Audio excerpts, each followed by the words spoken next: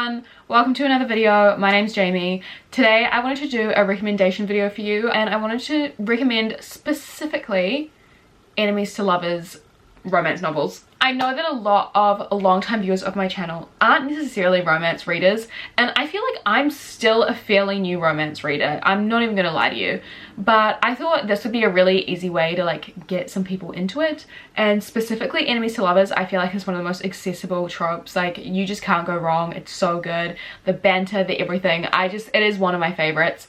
So I thought that I would recommend some enemies to lovers books for you guys. Let's just get started. So the first book I have to recommend to you is the novel that I'm actually reading at the moment. I haven't even finished it, but it is the one that inspired this video. It is the one that made me want to do an enemies to lovers recommendations video. I'm not finished, but I know it's gonna be 5 stars, and that is Things We Never Got Over by Lucy Score. This book is just the best, like, slow burn, small town romance, enemies to lovers. It's hitting in a fake dating situation as well. Like, it's just so good. So basically we follow our main character, Naomi. She is a runaway bride, and she is answering a rescue call from her sister, her evil twin, who then goes and like steals her car and do all this crazy shit. And so now Naomi is in this town that she's never been in before, and she has an 11-year-old niece that she didn't even know she had, she is now looking after with the help of this super grumpy, like, rich millionaire guy that lives in the small town. He's a really family-oriented person. He's so grumpy, and they just hate each other. We get 2 different perspectives of both of the characters, and it's just so freaking good. It's like over 500 pages, but every single page so far has been so worth it. This is just like the classic enemies to lovers that I really enjoy, where it's just like them being like, why do I hate them so much? Like, why do I hate them? But I'm so attracted to them. It's like the angst, the pining is just fucking incredible. So please go check this one out. It gives me very like Mariana Zapata vibes, which, you know what, is the perfect segue into the next recommendation, which is From Lukov with Love by Mariana Zapata. I have talked about this on my channel before, but I just couldn't do an enemies to lovers video without putting this book on here. It is one of my all-time favorite romance books. Basically, we follow our main character, Jasmine. She is a figure skater, but she's getting a bit older, and her coach is like, I just don't think you're going to be winning any singles competitions anytime soon. I feel like you need to enter a doubles competition. And so she does decide to enter a doubles competition with her arch nemesis, Ivan Lukov, who is a very successful figure skater. They have grown up with each other, hating each other, and now they're being paired together for this doubles competition, and they just start falling in love. It is so freaking good. One of my favorite things about these 2 romances, so this one specifically and also Things We Never Got Over, is that they're such good character studies, because the characters have more going on in their lives, and the romance just kind of adds to it. It's not like their whole life is the romance. It's like the romance is happening while they've got heaps of shit going on. That's just my favorite thing about these books. Like, they're so good.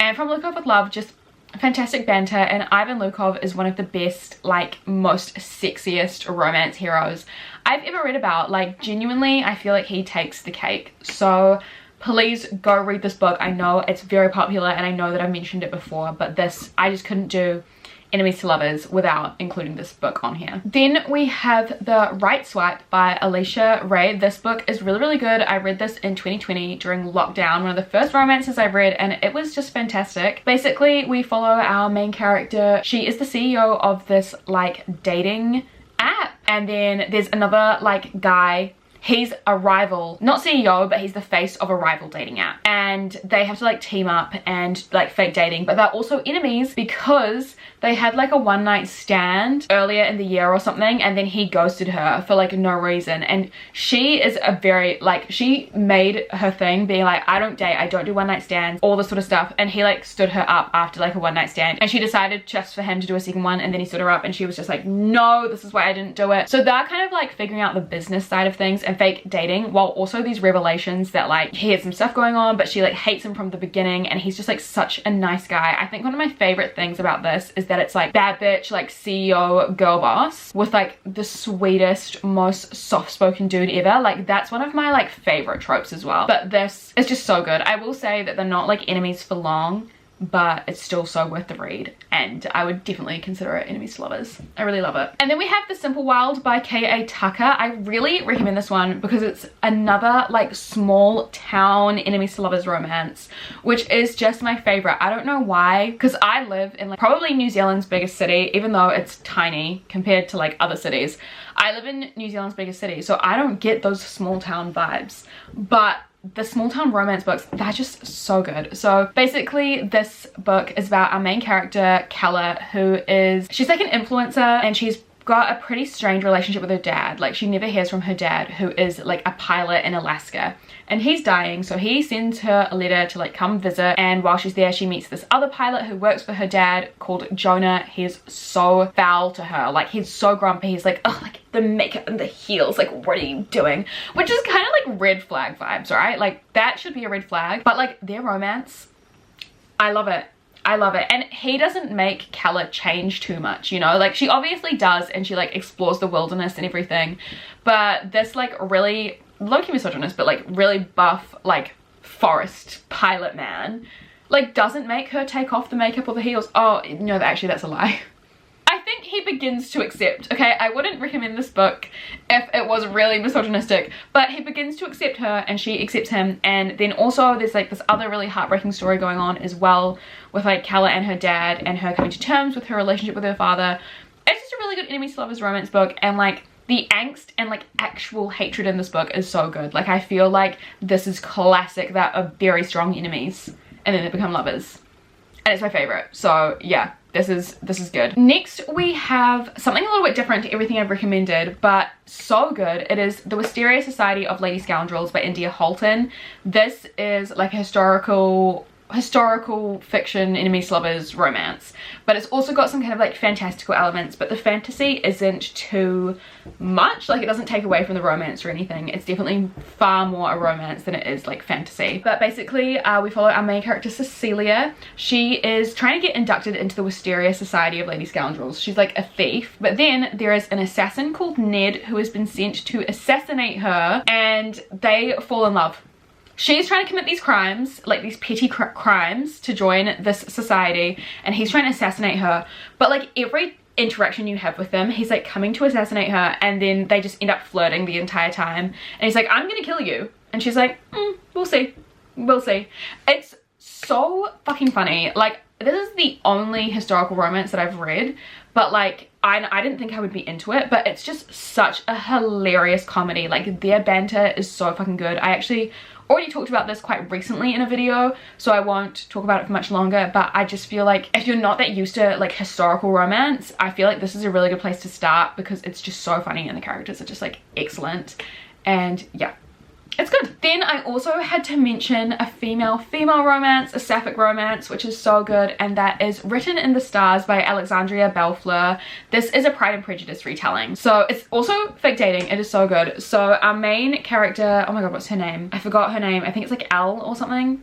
We've got this one girlie. She is an astrology journalist. Like she runs the social media page, which is like astrology memes, and that's how she makes her money.